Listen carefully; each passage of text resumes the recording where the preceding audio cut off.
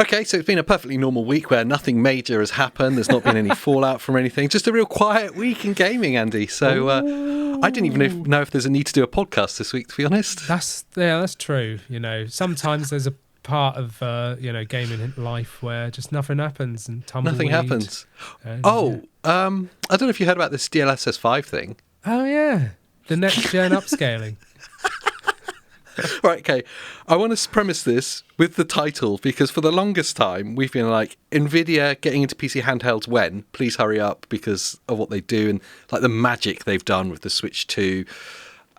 So when we were first coming up with the podcast at the start of the week, we always have a tentative title and it was Nvidia handhelds when, please, or something along those lines. And then DLSS 5 came along.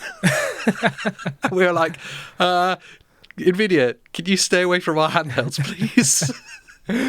Oh, my days. Yeah. I mean, yeah, there's so much to talk about, isn't there? Yeah, there is. There's just so much. There's so much. I kind of want to go like the good, the bad, and the ugly. I want to keep balanced with this because there was parts of it where my initial reaction in seeing the DLSS 5 announcement from Nvidia was like, holy, wow, okay, this is generational stuff. Yeah. And then there were some parts I was like, is this like a Snapchat demonstration? What's going on here? So when I sent it to you and we made that first title, like, oh my God, it was late here in the UK. It was like, I say late. I go to bed at like 9 p.m. I was still having my dinner. It was late for me, all right? Yeah. My bedtime is at 9 p.m. Because I get up insanely early because I'm a psychopath. So I was going to bed at like 9 or something like that. And I got the tweet or whatever. And I just saw that like horribly compressed, like side by side of Grace, which we'll talk about later. And I was like, what? Like DLSS? And then I saw like my Twitter feed just full.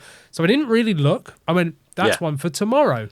And I just sent you the like headlining one and then went to bed. And that was it. And then obviously like everything blew up. But I do want to say something really divisive here. Like it's going to stir some people up, I'm sure. Yeah. I still believe with our original title, I still want Nvidia to get into handhelds. 1,000 million %. Yeah. And primarily based off my blind faith of how amazing the Switch 2 is and what it can do at such low power. Yeah. If they were to have like remove the kind of budget caps that you get with a Nintendo device having to be sold sub £500 and move into like an Asus style device. Yeah. Then you go like, wow, they could really do some amazing stuff. RTX inside, and obviously they're partnering with Intel into the future. Oh, yeah. There's loads of. I'm with you. I still stand by our original thought that I do want them involved, and I think it would be fantastic for the space to have them in there. Yeah. I'm going to start with the good bits, okay, before we get into the bad bits, because I know everyone's got pitchforks out. Okay. Can I guess the first one? You love Snapchat. Is that the first point? I'm a massive Snapchat fan. I also like those cheap like Chinese phones that have like the face filters by standard. Yes. Like smooth your skin out. Yes, I had one. Huge fan of those. Yeah. No, my gut reaction was once I let the dust settle and I saw everyone's kind of vitriol was certain games actually look really good with this. Primarily ones that had terrible lighting to begin with. Because this is, if you were to take an umbrella view of it, it's essentially trying to affect how lighting is processed. It's kind of like generative lighting, isn't it? Yeah. That's what they claim. Yes. Yeah. So there was games like Starfield, which I really liked as a game, but it had some huge issues. And one of those huge issues was that the world feels very flat. The lighting is really bad in it. Yeah. And when you see like the environments of like, inside rooms and how with DLSS 5 on, suddenly like reflections of objects bring them to life and suddenly you get loads more detail in the world around you. I was like, oh, well, this is game changing. That's kind of what you want. I totally agree with you there. Like, let's not talk about NPCs and people like for a second. Yet. Yeah. Like, yeah. Just environmentally, the change is like monumental on a game like that where, like you said, it is very flat. It looks like really old. Do you know what I mean? Like, even though it's not, it looks like an old title. And this looked to change. Like when I was seeing those like slideshow things like on and off, you know, I was like, wow, like this actually looks to improve. And my first thought wasn't even to do with modern games. My first thought would be this is revolutionary for old titles. Yeah. Like if they could somehow like just implement like or force DLSS 5 on from like the driver level on certain games, like you could turn really old games into something that looks like actually modern. Like because some people can't get over the old visual thing. I'm totally fine playing like Resident Evil 1 non-remaster, you know? Yeah. Like and play like old school PlayStation graphics. I can do that. Some people can't. They literally go, nah, it's old. And it's like, yeah, but that doesn't detract from the gameplay or the story, you know? But so for those kind of people, or if it's just like really bad resolution, if you could like just fake it up a bit and make it look like pretty or whatever, I think that could be an amazing point for this technology.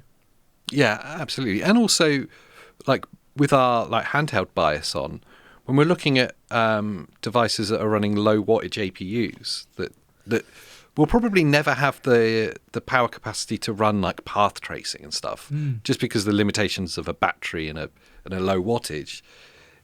Having this perhaps gives scope for the ability to run better ray tracing inside of a handheld device of a game, or like a handheld optimized version. There's potential there for that to be really exciting. Yeah. I guess we have to just kind of issue like huge caution, because when you really dive into it, there's some really like dark bits of it that just that fill me with fear, if I'm honest. I think before we get into like the specific bad bits, it's like developers have to be involved with this at like the most basic, deep, fundamental level. Yes. To implement it correctly. Yes. To be providing the models for training. If this is using some kind of generative AI, they have to be like, these are the strict models at the highest possible resolution and lighting. This is how it looks at its absolute best. So you need to recreate this. And if that doesn't happen, that's a huge added workflow for teams. So I'm not sure if that will happen. It feels like it might be, they're hoping that it'll just be a lazy on-off switch kind of job. Yeah, I mean, looking at it, it looks like it's not game specifically trained. No. So there's not like let's just take Capcom, because they took Requiem as an example. It's not trained within the game's assets and how it's going to look and helped by the developers. It is just a one-fits-all generative AI that will make every game look the same effectively, like providing that it stays like that. That's absolutely it. And that's told out by Grace. That is such a perfect example. And I think Digital Foundry actually covered it really well in their second video. Yes. We'll talk about their first video later because of the fallout's been huge. But yes, yeah. In the second video where they specifically focus in on Grace and like her character, and you've played the game a lot, so you can kind of mirror this. Her character and that time in the game, she's meek, she's fearful, she's going into a hugely emotional moment where she should look sad and washed out, and that adds to the connection to the character in this point of the story. Yes, absolutely. Yeah. And they put DLSS 5 on, and suddenly she's posing for Instagram. Yes. She's got pouty lips, strong cheekbones that weren't there. Yeah, well, it's just makeup. And makeup on. Yeah, it just looked like she'd gone makeup on, makeup off. Do you know what I mean? And Yeah. it was like, Grace doesn't even look like she would do that on the weekend. Do you know what I mean? Like when you're playing as Grace, the vibe you get from her is she's like me with the blinds down doing her work. Do you know what I mean? Like she's in like the very first scene is her like in an FBI office, and you could tell she's like heavily focused on work. She didn't look like a party girl. Do you know what I mean? Like, and her personality is absolutely not. She stutters. She's very kind of worried and introverted, you know, and like you said, super traumatic part of that game at that moment where they showed that filter on and off.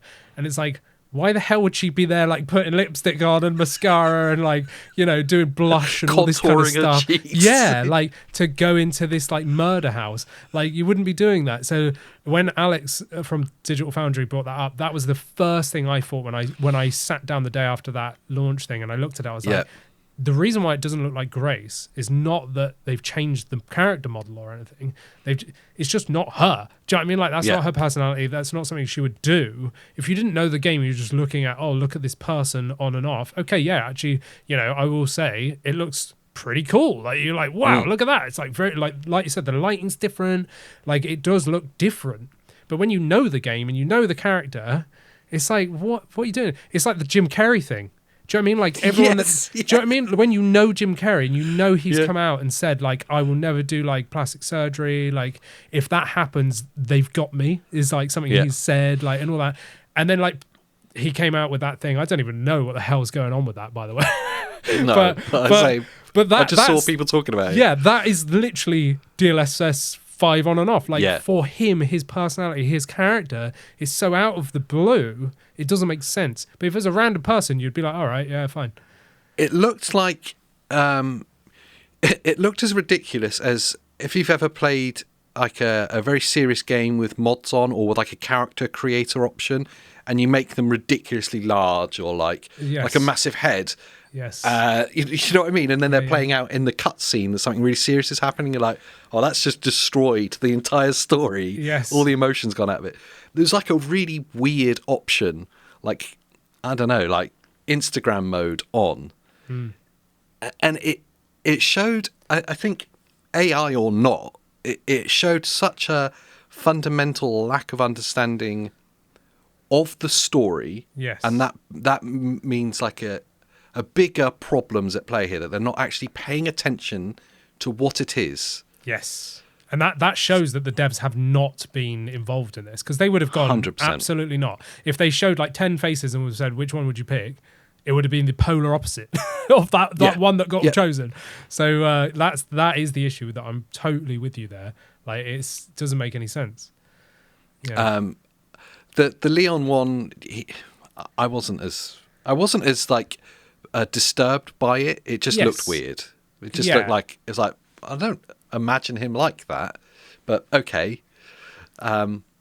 But because there wasn't so much of an emotional attachment to that moment and like how it affected or would affect the story, it didn't bother me as much. But it shows like a real like fundamental lack of care and understanding as to what people are paying attention to in those moments. Yes. Yeah. They like didn't just doing it just well, for its own sake. Yeah. It looks like, but I mean, it's hard, isn't it? Because they chose Requiem, which is like the most modern release. Like, it's just come out. So it's like peak graphics right now anyway. Like, when I play Requiem, I put path tracing on, and literally I'm playing that game looking at stuff going, wow, like, this is incredible. It looks so good. And then they're showing like the best of, and then they're like, but it could be better. It's like A, like we've just discussed, no. But B, why are you showing that now? Like, take an old game and make it look like that. Get a potato and then show me it looked like Leon afterwards. Now I'd be happy. I'd be like, okay, this is cool. Like, when they redid, I'm just thinking of this off the top of my head because I like Diablo, but when they redid Diablo 2, you know, when they do those remasters and you jump in the game and you can go into the menu and toggle on and off and either play like the original mode or like the new mode. If it was like that, then brilliant. Like, okay, we've remastered this game, we've used AI, like, because it's easier for us, like, we don't want to spend too much money and time on it, so this is kind of what you got. If you don't want that, then turn it off. Like, then I'd be all for it. I'd be like, this is brilliant, like, well done. But taking like the most modern title that literally dropped like a couple of weeks ago, which is also peak like graphics, and then being like, look at Snapchat, like, that just didn't like sit well with me, like, at all. It's jarring. It showed a lack of understanding, and that was the disturbing bit, that they're just kind of doing it because they can. Yeah. Even with the characters that they showed in Starfield, just think about another game that I know deeply, that we know deeply. Yeah. The environments and the objects looked great. Yes. But again, the faces looked disturbing, and I couldn't put my finger on what it was that was weird about it, but it's the same visceral reaction I have to when you see obviously AI videos of like avatars talking on Instagram or whatever, you know, like when you see that and that slightly porcelain skin and stuff, you're like, oh, it's just this fake, is isn't disturbing. it? Yeah. Yes. there was something about it with the Starfield characters as well, because they showed the two NPCs that you interact with right at the start, I believe it was, and then they showed the Sarah character as well. Yep. Who is like a pain in your ass the whole way through the game. And I'm just surprised they didn't put the Sarah dislikes this underneath. Yes, that would have been hilarious. The one that got me was Hogwarts trailer bit with the kid. Yeah. Because that one was like, are you really just messing with lighting here? Because the whole point of path tracing is that it's actually simulating natural light, right? So this is how light would react based on that light source, that light source, that light source, like it is in this room, even though it's just pretty flat with me because it's just bright. But regardless, like when you look at that one of Hogwarts, he's outside, like on like a chariot thing or whatever he's on. Like he's outside. He's very flat looking because it's diffused like evening time lighting, which would be the reality. There's no path tracing on that either, by the way. But that is just like, okay, that's a pretty good simulation of how it would look in real life. And then they put DLSS 5 on. It's like paparazzi around him with like loads of different light. Yeah, there's like lights all over him. It's like, where they come from? Like if the camera spins around and there's loads of wizard like he even had like light like hotspots. Yes. Yeah. Like we'd call them hotspots in video. Like when the brightness, those areas are blown out, like there's a light reflecting on him really close, like he's an Instagrammer. I keep going back to someone on TikTok, and as I watch them back more and more, just focusing on the characters, I was more and more concerned that this isn't just not trained by the assets in the game and not trained by the development team going, this is how we want them to look at their very best. This feels like the data set it's been trained on is Instagram. Yeah, TikTok. Or TikTok. It's like, it's deeply disturbing. Yeah. And you're right, the Hogwarts Legacy ones was like, well, where's the ring light come from? I wouldn't be surprised if I could see it in their eyes. Like me, like if I do that. Exactly that. I literally have a ring light there. Yeah. Like, what has it been trained on? It was, I think I'd even say it's perturbing, big word of the day. Oh, I like that. But it also made him look old, and he's meant to be like a 15-year-old student. Yeah. You know, like, and that was the like weird bit. It's like, okay, I get where they're going with it, but that does not make any sense. Like it just didn't make any sense to me. It reminded me a little bit of the, do you remember a few years back there was a Samsung phone that said it could take pictures of the moon? Oh, yes. And it just wasn't. 100 times zoom. And do you know which one was it? Was it Samsung or some other big company got done for actually when they zoomed in far enough? It wasn't even the picture you'd taken. It was pulling images off of Google and stitching them together to pretend like that you'd taken that photo. That's what this is. It's just fake. Exactly that. Yeah. It's fake, and I understand the deep emotional reaction that people have had. I don't understand the anger aimed at people. Yes. Like Digital Foundry had like death threats and stuff, and it got like really out of hand. Like that's a bit much. Aim your distaste at Nvidia, because it's on them. This kind of misstep, and do it in a constructive way. Like make sure you can communicate with them that the fake faces thing is not what you want in games. Yes. We don't want that. And I'd even question to the point of how many of us actually want to play perfectly photorealistic games. Exactly. Yeah, and especially when everything that has DLSS 5 will look the same. Like effectively, you know, like that's seeing a real concern. Seeing those memes where it says like DLSS 5 on and off, and it's literally just like alpha like models with no texture on them, like on/off. It's like, but that will literally be the case if it goes this route, because everything will just look the same. So why even bother rendering out the base character underneath when it could just guess, like, you know? Yeah, like, just a polygon triangle. Yeah. This is girl, this is boy. Yeah. It's just like, Cloud Strife, like PS1. Exactly that. Everything is just PS1 games again. Genuine concern is not knowing what they've trained it on, because obviously anything generative has to have a data set that it's basing it from. Jensen was keen to stress that it's based off the geometry that's in the game. Can I just say that sounds like half-truth? Yes. Obviously, it's based off the geometry in the grain. Obviously, it would have nothing, because then it would have nothing to attach to if it didn't. Yes. Obviously is. But where they're getting the actual face modelling from, it certainly doesn't feel like it's close enough to what's in the game. Yes. And if that is the direction of travel, as you say, then doesn't everything eventually just end up looking like an approximation of itself? Everything becomes the same. Yes. So you'll have this is 10 typical male looking faces. It'll just all end up like this is the options. Yeah. And what about games that are stylized on purpose, like Hi-Fi Rush or Overwatch? Yep.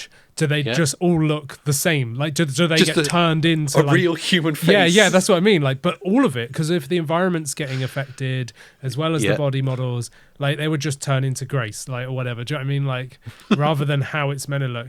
I like the Minecraft, for example. Like, how'd that work? You know, like it's just weird. Like, it would just be square bushes, but like photos of real bushes. It'd be the film. Like, yeah, exactly. Like, how many of us want to play that though? There's the other thing.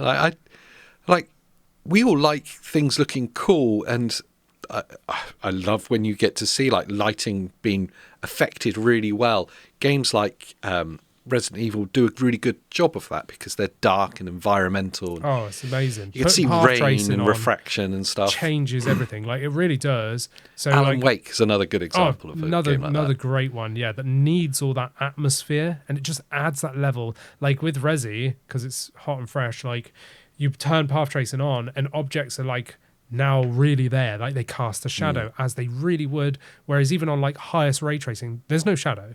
Just like, you know, lights are still reflecting well, whatever, but like shadows aren't as good, reflections aren't as good, light spill isn't as good. As soon as you put path tracing on, it really is that next step. It's almost like what ray tracing should have been is what path tracing is. And this DLSS 5, if it didn't affect the character models, if it was applied to old games and it was just environmental, or even affect the character models but in old games, I would be fine with it. But I do not like the idea of it going forward, like that all games look the same, developers have no creative control, because that is my biggest fear, is the loss of creative direction. Again, take the Grace example. Like that says everything as to what we referred to earlier.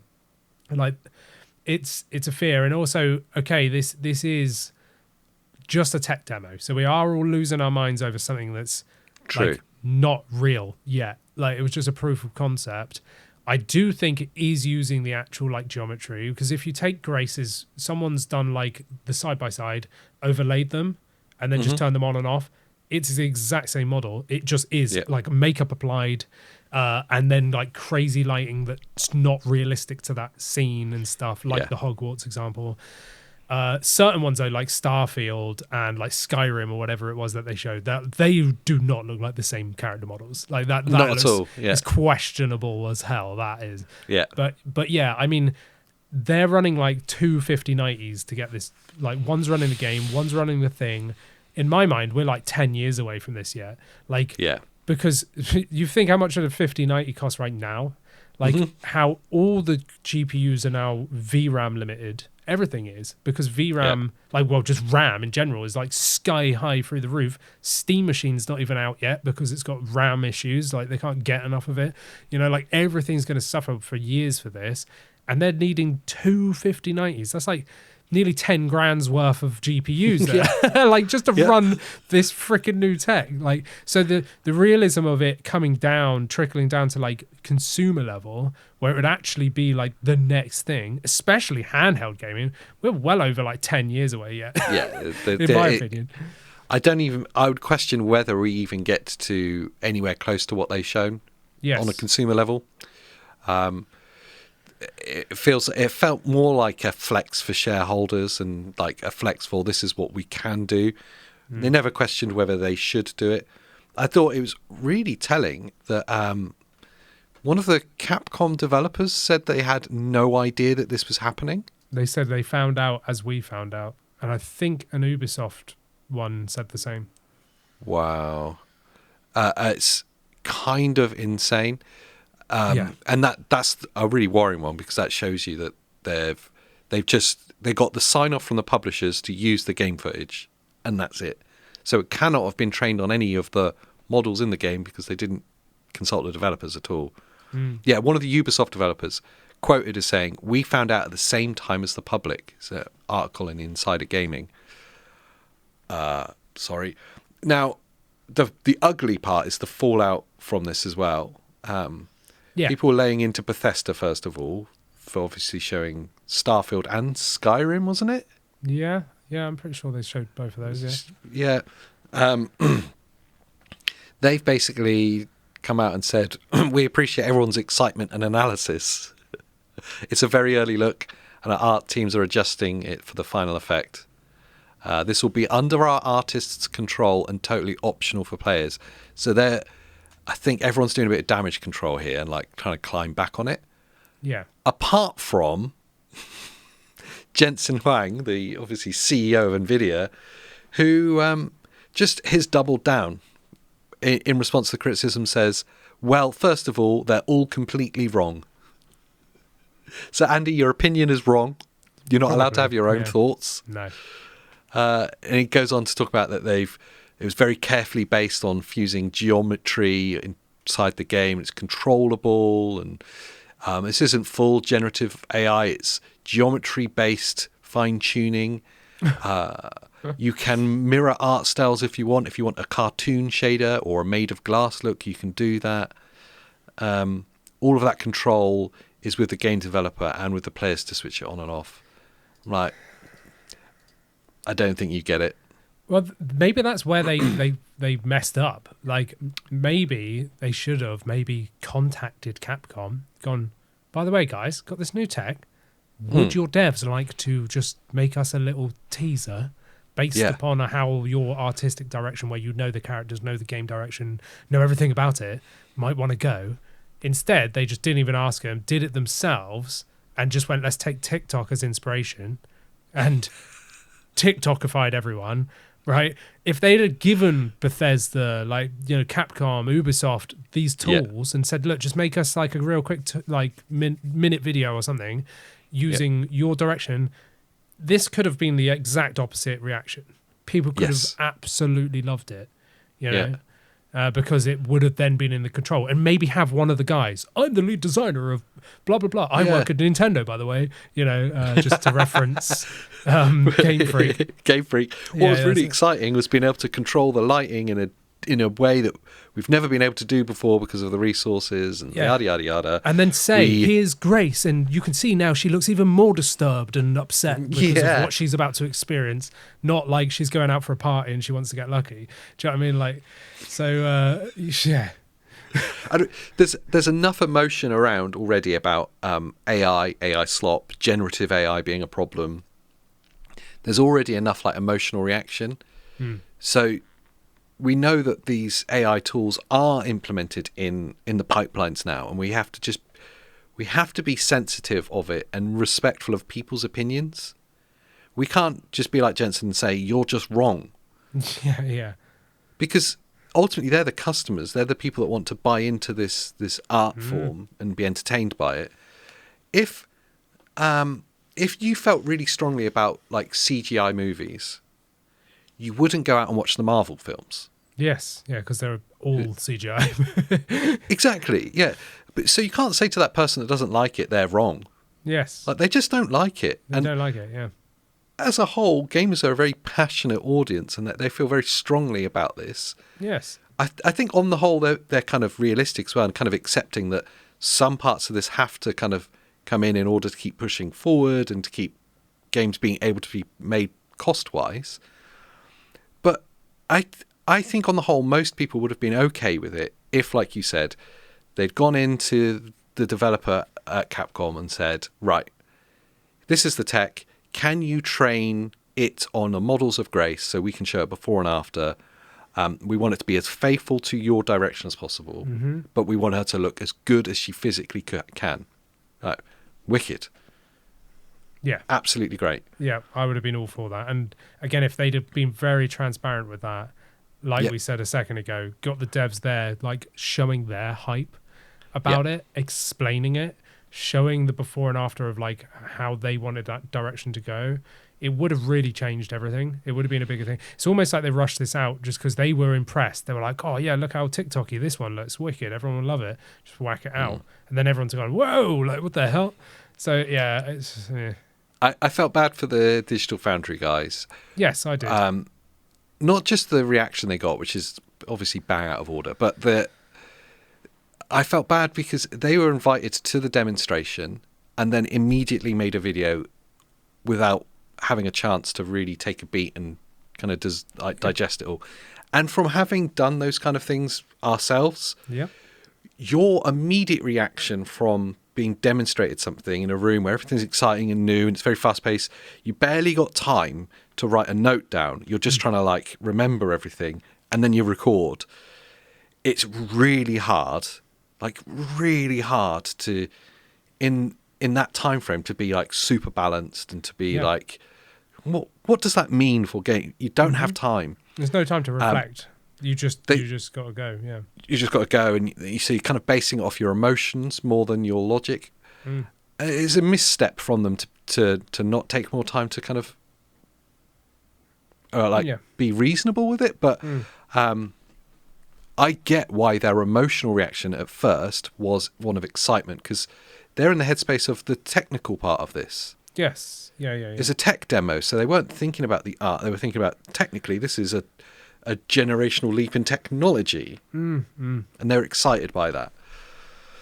For all of us, it was a lot easier because, like you say, we had time to like wake up the next morning and look at it again and go, "Oh God, what's happening there?" Actually, yeah, I totally with you. And to be fair to the DF guys, like Ollie in particular, he was saying, I think the faces are going to be divisive. Like I think people aren't like potentially won't like this or whatever. He was more excited about, again, what we said, the environmental effects, the lighting effects, how stable those effects were, and he was showing his excitement for that.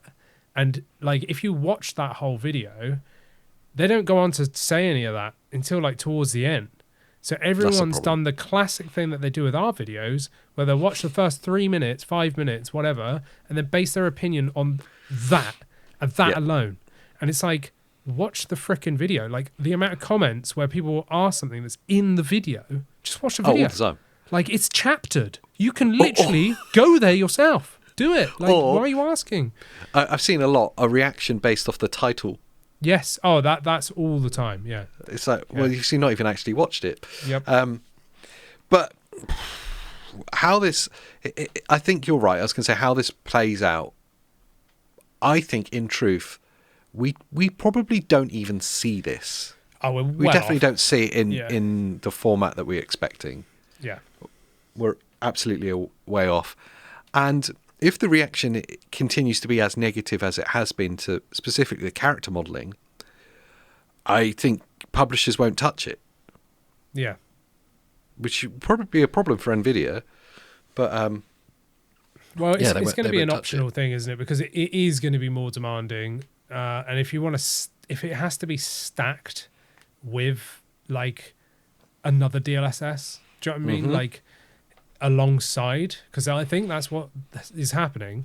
I think you've got DLSS 4.5 or whatever it is currently, and then they were also running DLSS 5 on top of it, like separately. Like it's going to be so unbelievably demanding and like VRAM heavy. It's just not going to be practical.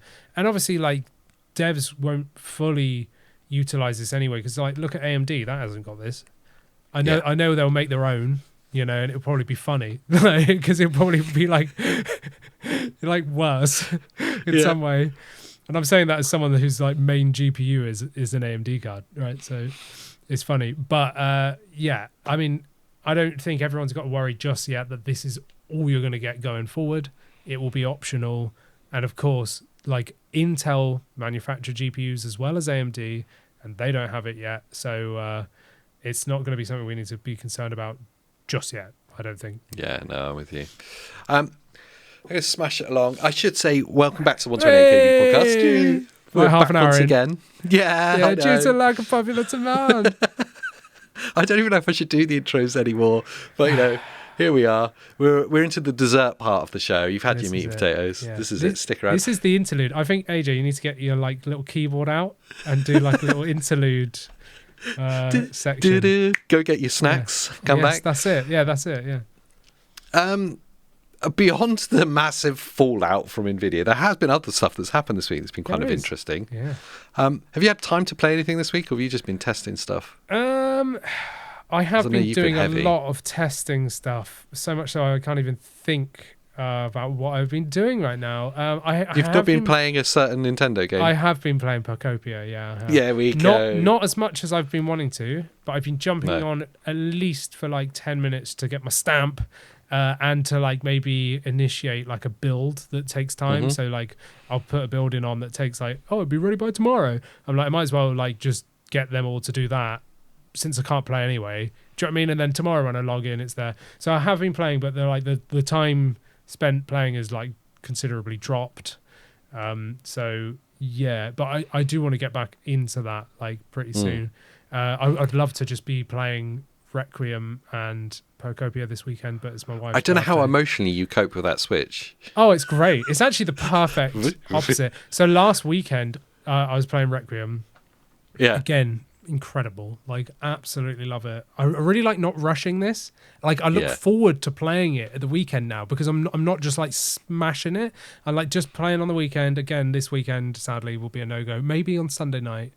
It depends. We've got family and friends and stuff coming for my wife's birthday. So if we kick them out, they can all leave and I can play Requiem. But yeah, so playing Requiem would be like, oh my God, even though I don't agree that it's the scariest. Like Resident Evil 7 is far more scary than this game, by the way. Like when the like early previews were like, oh my God, it's like the scariest. It's not. Like 7 was the most scary because it was such a stark difference between 6, which is laughable, like nothing scary about that, to 7, which was like we'd never experienced anything like that. It's like, oh my God, that was scary. It was like, cry, whereas this is like not. I get why people new to the franchise will be like, scared of it. But for like veterans or whatever, like no way. But I love it. I absolutely love Requiem. It's everything I want it to be. I just wish Grace had more makeup on and stuff. Yeah, do you know what I mean? she does need that. Yeah, she looks like she'd be having a good, Isn't there, good time. The 30th anniversary's coming up next week, isn't it? Next week. I have no idea what's going on with that. What are they going to do? There's some special content coming. Ooh, apparently, is it makeup DLC? It's makeup DLC. Your Instagram mode is coming. Yeah. Oh. Yes, apparently there's something exciting for players, and they have planned more content for the game anyway. So maybe it's that. It feels a bit early for DLC stuff. Yeah, surely. But I don't know what it's going to be. I suspect it'll be an announcement. It could be of one of the remakes. It will either be that, which would be great if it's I've just gone brain dead. Please, one. I want one. No, they're not going to announce that yet. They're going to save that for DLSS 5. No, this will be. I can't think of the name of the game. Oh my days! The other one, Outbreak or whatever. No, not Outbreak. Someone in the comments will tell me what I'm thinking of.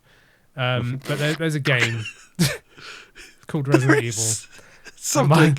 That might get a remake. Okay. I'd love to see Zero as well as this other one that I'm thinking of that I can't think of. I don't think it's going to be that, actually. I think the content might be... What's that online thing that they do on these games? The like horde mode. So each time a game comes out, there's like a multiplayer. So that makes a lot more sense. That might be the next one, because Resi 9 doesn't have that. So that might be the like, because it's so soon after the game, and it's just like an additional thing. Like it'll be like, oh, go shoot like waves of zombies, So it might be that. I don't. Yeah, really that makes those. more sense. But yeah, Pokopia. Just while we're still in that topic, we know it's been a cultural phenomenon. Yes. Firstly, Nintendo did press release saying that it sold 2.2 million units in its first 4 days. Yeah, it's crazy, isn't it? That's crazy. And may have driven a 400% increase in Switch 2 sales in the week leading up to launch. That's mad. It's I don't think anyone predicted it was going to be this. No. It's funny, isn't it? Games do that though. They kind of creep up and then suddenly are like a cultural phenomenon. It's yeah. I think like on a personal front, like Arc Raiders was one of those moments where it was kind of like no one was really expecting much from it, but it became this thing that was much bigger than it. Yeah. Marathon never got close to it on the player count either. No, I don't know. Not even close to it. They're not my kind of game. So have you played it much, Marathon? Oh no. I played it for the you did your settings video. They went. Yeah, that was it. I had installed it straight away. Like as soon as the video was up, I was like, uninstall. Not playing. I'm not playing this. No, unfortunately, they're just not my kind of games. Like 10, 15 years ago, it's weird. I've done a round robin. I know this is like sidetracking here. I used to, when I was younger, obviously, well, we didn't have internet on our consoles, so you couldn't play online. But when it got to the point where you could play online, I was like, yeah, all for it. You know, playing Call of Duty. I used to play Resident Evil 5 online with my mate on like 360. And that was amazing. Like the crappy microphone and headphones into your controller or whatever. And I used to stay up late playing that. Like it was great. But I used to be all for the like online shooters and all these kind of like multiplayer games. And then when I got into like my sort of like mid to late 20s, just went, I'm done. Like I think I'd just done them so to death that I was just sick of the same loop. Like, and I was like, you know what? I'm going back to like one player story games now, and like specifically like linear style stuff, which we've discussed previously, and that's where I still am. I prefer. I think for a lot of people, especially people that live on their own, I think it's mainly a social thing. Yes, yeah. I think it's just an excuse just to go and hang out with people and feel like you're I'm sat the next opposite. to them. So I like playing a one-player game is an excuse to not be around people. Go away, leave me alone. Yeah, leave me in my cave. It's fine. I know I'm going to jump around the notes, so I'm sorry, Andy, if you feel lost. It's been essentially the week of the handheld, or the week of the handheld update. Yep. Firstly, we've seen the PlayStation Portal, which we rarely cover. Yeah. But that got quite significant because it's not a real handheld. It got actually a really significant update. High quality mode is what it's called, 1080p high quality mode, which gives an improved bit rate basically to the games that you're streaming, which is really interesting. One of our channel members in the Discord, Marcus, was saying that he was quoting the figures and it worked out about a 50% increase in bit rate. That's incredible. That is so huge. Good, because when it came out, I was looking at videos of people using it and stuff, and it was the bit rate that you could like with video. When the bit rate's too low, it like becomes like blocky. Like it turns to Minecraft. Like everything turns to Minecraft. Yeah. Like so, when I was looking at these streams and people are like, "Oh my god, it plays so well," I'm like, "Are you playing Minecraft?" Because it's like, do you know what I mean? Like all these artifacts like everywhere, and I was like, "Oh my god, like I can't do that. I'm sorry, like, I couldn't do that." All the power to you if you can stomach that, but I can't. So seeing a 50% increase in bit rate, like that actually means like stuff will be totally playable providing you've got a good connection. 1080p, increased bit rate, like that's great. Like there's nothing inherently that I dislike about the Portal. It's just the fact that we were expecting an actual handheld at the time, and it turned out to just be a controller with a screen on it, which you could have done with your phone, like anywhere, which is fine. Like it's fine. But we had some disappointment there, and obviously it's got better over time. They've included the subscription thing now, so you can stream to it. You don't have to be tethered to a PlayStation 5. So I think it is actually really good for the PlayStation fans there. And this is really good news. Yeah, there's a lot of talk as well, a lot of rumours that there's a OLED 120 version coming. Oh, that would be more than worth it, especially with an increased bit rate, if they can keep the cost down, which they should be able to, because it's like basically got no internals. Like, I think if an OLED 120 hertz comes out and you can stream at like that increased bit rate, then I'd be very tempted to get one because it gives you very cheap access to the PlayStation library of games. Yeah. Especially as PlayStation go like full console exclusive in the future. That's very, very true. Yeah, that is very true. it would be really a really exciting addition. Then I still want just a straight up PlayStation handheld. I want one to play games natively. Yeah, but we're years off that. Whereas if like next week they dropped an OLED variant, like that would be pretty good. The one thing they have to do is put a better Wi-Fi chip in it, guys. Isn't it running like Wi-Fi like 4 or something stupid? I think it might be like, 4 or 5. Yeah, it's like, what are you doing? Like, this thing's a streaming device. Like, put something good in there.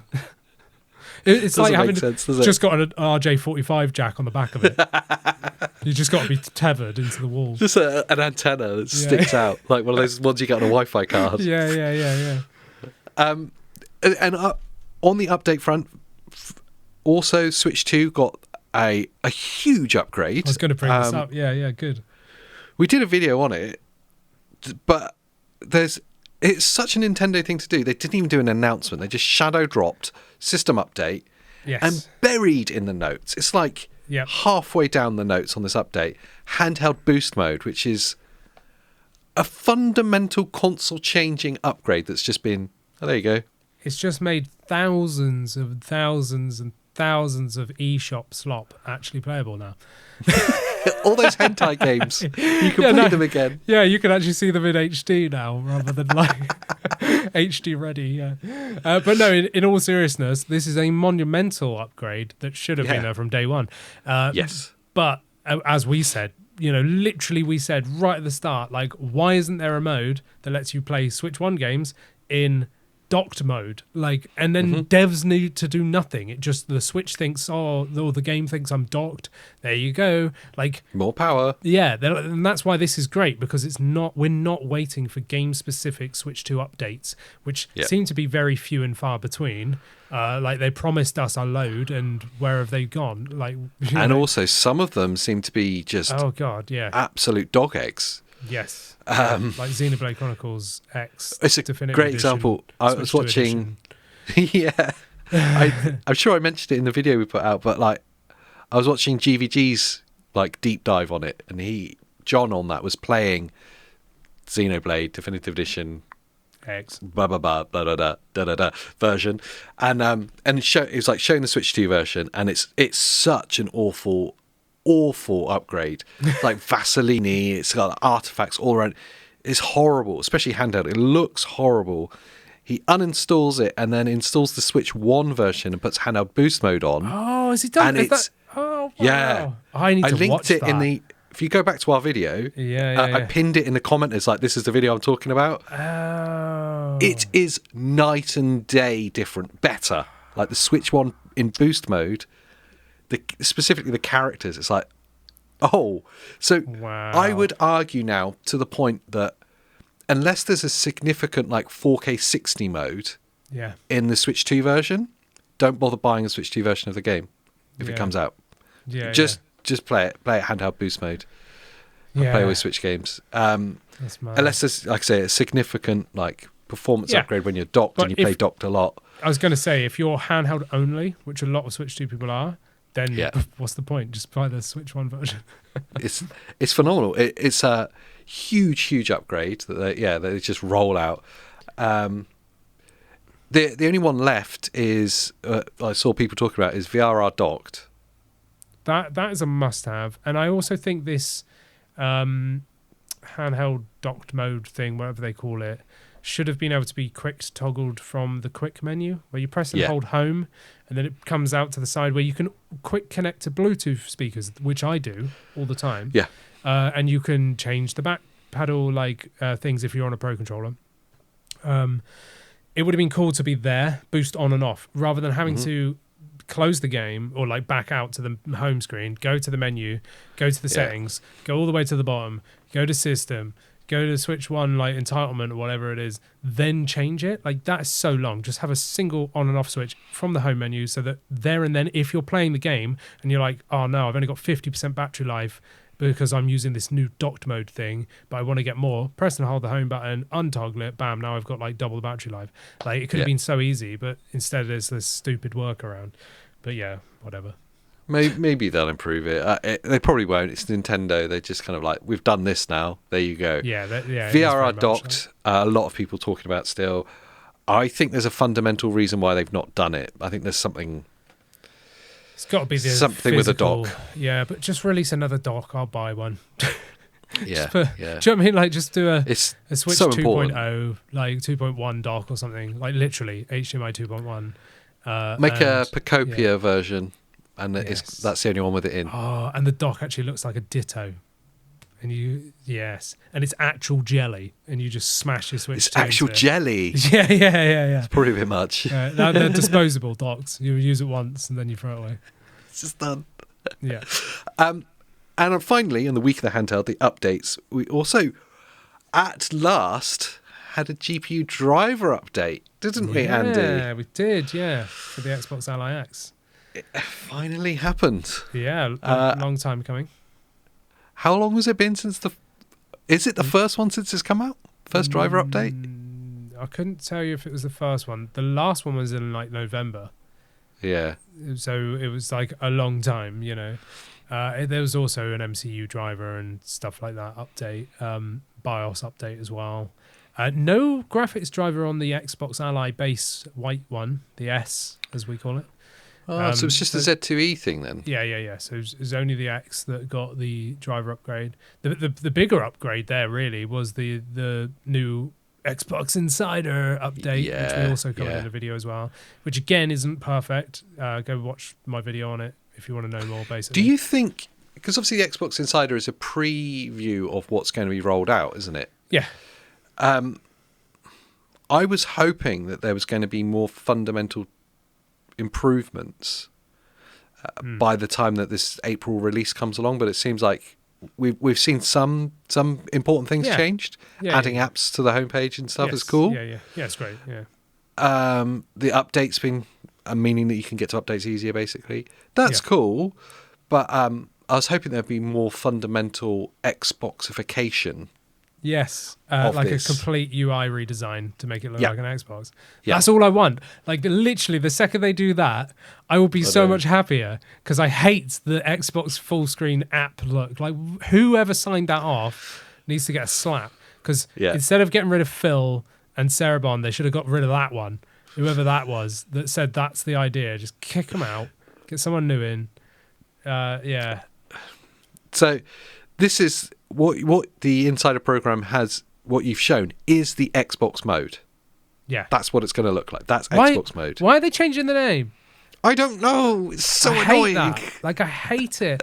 Like, why? Xbox full screen experience, I mean, is the longest name ever. It's like a Fall Out Boy song title, you know. Like, but it's so long. Xbox mode, that's pretty lame. But that makes more sense. Why didn't you lead with that originally? Like, but now there's a billion articles out there, a billion guides referring to it as Xbox full screen experience. We all know what XFSE means now. Yeah. And now, what do you call it? XM?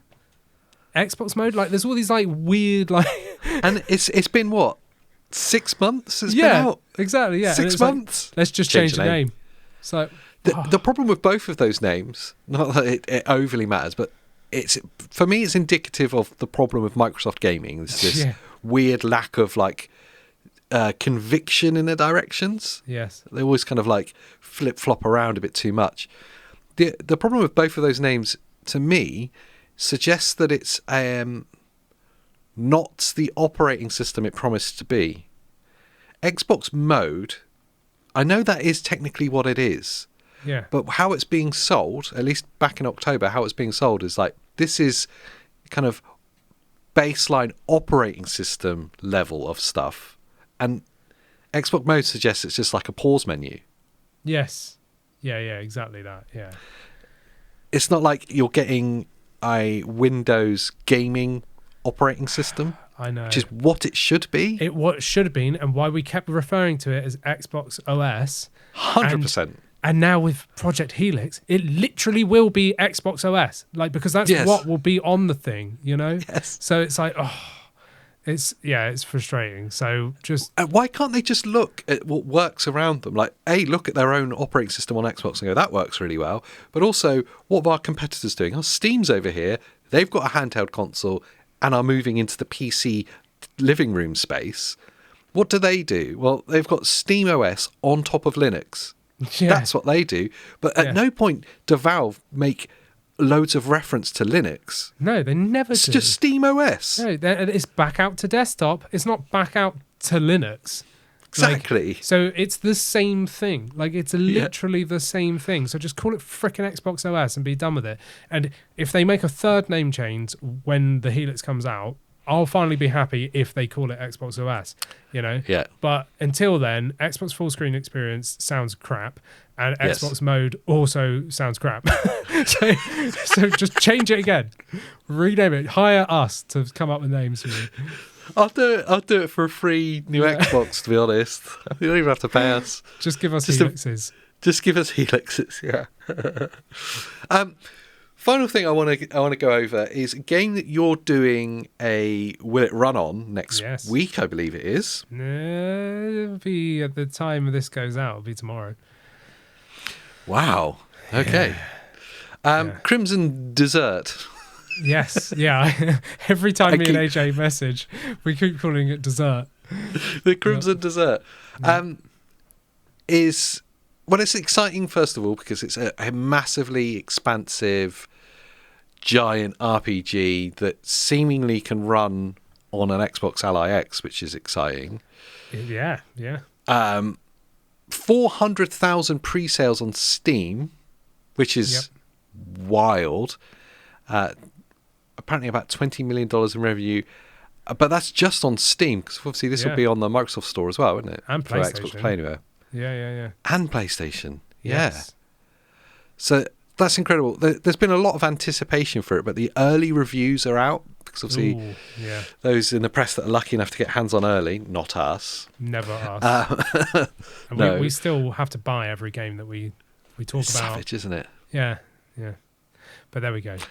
So the early reviews are in, and it's got its Metacritic score from the kind of the critics rather than the players of 78. Yeah, currently it was a 77. It's crept up a little bit at the time of filming now. So just to let everyone, the whole reason we're filming this podcast early is because Crimson Dessert actually comes out tonight at 10 p.m. UK, but I'll be in bed by then. So tomorrow, which is normally when we film the podcast Friday, I'm actually then going to have to be filming and testing this video, and then fingers crossed that video will be up on Saturday. If not, it'll be Monday, and sorry, you have to wait. We'll see how it goes. But yeah, so at the time of filming, like, it's just reviews that have gone live. 77, 78, we're sat at 78 right now. I did just want to quickly jump in on the handheld thing, because I saw one person testing it on Steam Deck, and it was running at what looked to be like 20 FPS, and the comments were, looks great. And I was like, man, like, really? So, I would not expect this to run on the Steam Deck, to be honest. But the fact that it's playable is it's something. A feat. Yeah, just stream to it. Stream to it. Do you know what I mean? Like, if you've got a PlayStation, an Xbox, or a PC, just use Moonlight or whatever you're doing. Just stream it from another device. I played all of Final Fantasy VII Remake streaming that game to the Steam Deck OLED, and it was a way better experience than trying to run it natively. Yeah, 100%. I will say with the Metacritic scores and critic reviews, critic reviews are like, they're all over the place, and quite often I find myself at odds with what they are. Like, a game I really love gets a really low score, or all the other way around. I've played really high score games and gone like, well, that's really not very good. Notable mentions off the top of my head, Stellar Blade, I believe, was an 80 or a 79. Right. And that's a great game. Yeah, it is. Yeah.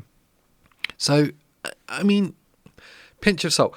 But I do have some concerns about the game the more I've seen of it. Yeah, I mean, I've always had a bit of concern because, again, kind of what I said earlier, I'm like a more linear guy now. I used to love open world, like when it was the new thing, when there was nothing open world before, and it was this new thing. It was like, oh my God, I could do all this stuff. Like GTA 3 was like mind blown. Oh my God.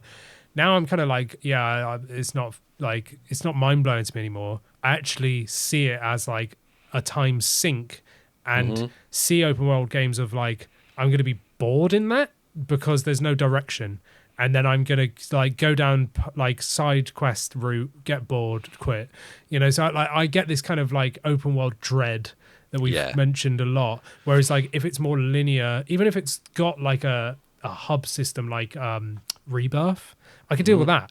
Because that's not too bad. It's not that big, really. Each zone is quite small, and if you focus on the story and stuff, that's fine. But when I saw this, I was like, they're saying it's like over double the size of Skyrim map. Skyrim's too big. Do you know what I mean? So like bigger twice the size than of the that. Red Dead 2 map. Yeah, and I was like, when it's fully open. That sounds barren and a little bit like, I don't know. I've been hyped. Don't get me wrong. The graphics look insane. You can like do all sorts of random stuff. Like it just my issue is that it looks like it's trying to be everything. That is exactly my problem. I'm so glad you've hit the nail on the head. The fact that I thought it was like a medieval / magic RPG, kind of Skyrim-esque, and I was like, I'm all for Skyrim, that. I like those kind of games. They're cool when they're done right. They're really cool. And then I started seeing like jetpacks. And like robots shooting lasers and riding a dinosaur. I was like, yes. What the hell is this game? Yes. Is it just like a asset dump where they just get loads of stock assets and like chuck it in? It's DLSS 5. That's the truth of it. It's the first game testing it. Yeah, that's it. So I'm worried that it's trying to be everything and actually winds up being a bit of nothing. Yes. And I've seen two really contrasting opinions on it. Same. Firstly, John Linneman from Digital Foundry did like a whole video on it, which was really exciting. And he was sharing his excitement on like how detailed the world is. And like it took him 4 hours to go from one side to the other. Not because of the size, but just because of the sheer amount of like random encounters and stuff that happened. And it never felt forced. It always felt interesting, and everything had a layer of detail to it. So that I was like, this could be amazing. It could be an open world that actually feels justified for once. And it still could be, yeah. Which the only time I've come across that personally is Red Dead 2, where a massive map, open world, and the whole thing feels justified. It never feels too expansive and dread-filled. And then this morning I watched the review from... You watched it as well. I always forget the name of their show. They do like a live show. Kind of Funny Games. Yeah. And they're like, it's a fair score. It's pretty mediocre. It's like if you imagine... Everyone always talks about they should make Breath of the Wild more realistic. It's like that. It's not good. Yeah, they were pretty much saying what we were kind of worried about. They were like, the story sucks. Like, it's kind of just a bit of everything, a bit of nothing. Kind of like they were giving it 6s, like, and it's like the thing is some people will love that because again, it's all taste, isn't it? Like, it's like a food critic is only critiquing stuff for themselves, realistically. Like, so. Some people will absolutely love this game. I think it will be a big thing for those people. Other people will absolutely hate it. I don't know where I sit yet, not played it. Like, I'm just going to be testing it out, soon when I can. Yeah. But I don't know. Like, I know straight off the bat this is something that my wife would love because she loves Red Dead, Skyrim, all those kind of like big open world-y things. Whereas like I'd be going into this with a back foot thinking it's too big. Like straight away, do you know what I mean? Even though I'm excited to see it and I'm hyped to try it, it's a bit, I don't know. There's where open world games work, when they succeed, like big ones, and they go back to like Red Dead 2 as it's like a really good example because I think it's definitely a top 5 games of all time for me. I absolutely adore that game. Red Dead 2 is amazing. The reason it works is because the story is so good and so compelling and convincing that you're hooked, you're invested, and you've given yourself a reason to care about these characters. That's what I felt about Rebirth, like with Final Fantasy. Like it's the only way I managed to get into it because I actually 100%. Just started playing the story and got sucked into that. Then everything else was like fun on top. Yeah, I mean? Random encounter. Oh, this thing's happened. Oh, I might actually go get that because that sounds like fun. Yes. All that stuff's just added fluff. Yes. But the story is so good that it hooks you through. I worry that this And from what those guys were saying, this doesn't have that. You have no reason to care. You don't even really know why you're doing stuff. This is a offline MMO for people that play MMOs and skip dialogue, which is my wife. So this is literally that. So like when you've played enough MMOs like I have, you just don't even read text anymore. Like you don't care about the story. It could just be AI generated because no one gives a crap. Like it's just like skip.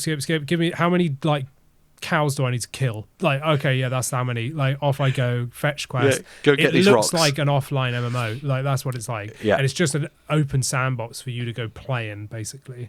And I'm sure it's going to be fun for those kind of people. But if you're going into this for like wanting like a deep, heavy, invested like storyline, I don't think you're going to get that. No.